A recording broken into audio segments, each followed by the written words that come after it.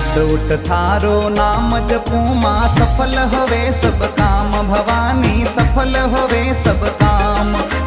नित उठ